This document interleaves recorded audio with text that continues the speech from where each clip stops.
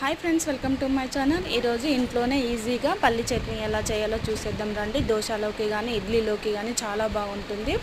ముందుగా gas on చేసుకొని ఒక కడాయి పెట్టుకొని కొన్ని పల్లీలు వేసుకోవాలి. వేసుకున్న తర్వాత అవి ఫ్రై అయ్యాక కారానికి సరిపడా ఒక 3-4 పచ్చిమిర్చి కూడా తీసుకున్నాను. వాటిని వేసుకొని కొంచెం ఆయిల్ కూడా వేసుకోవాలి. వేసుకొని అవన్నిటిని కూడా ఫ్రై చేసుకోవాలన్నమాట. ఈ విధంగా ఫ్రై అయిన తర్వాత కొంచెం చింతపండు వేసుకున్నాను పులుపు కోసమని. తర్వాత 4 వెల్లుల్లి రెబ్బలు వేసుకొని వాటన్నిటిని కూడా ఫ్రై చేసుకోవాలన్నమాట.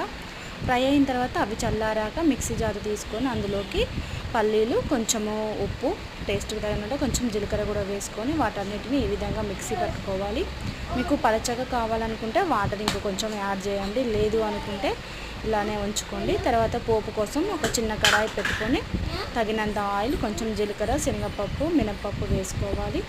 అవి ఫ్రై అయిన తర్వాత 2 ఎండుమిర్చి, కొంచెం కరివేపాకు కూడా వేసుకోవాలి. అవన్నీ ఫ్రై అయ్యాక మిక్సీ పట్టుకున్న పల్లి చట్నీ వేసుకుంటే అంతేనండి, సింపుల్ పల్లి చట్నీ రెడీ అయినట్లే. మీరు కూడా తప్పకుండా ట్రై చేయండి, చాలా బాగుంటుంది. ప్లీజ్ సబ్స్క్రైబ్ చేసుకోండి.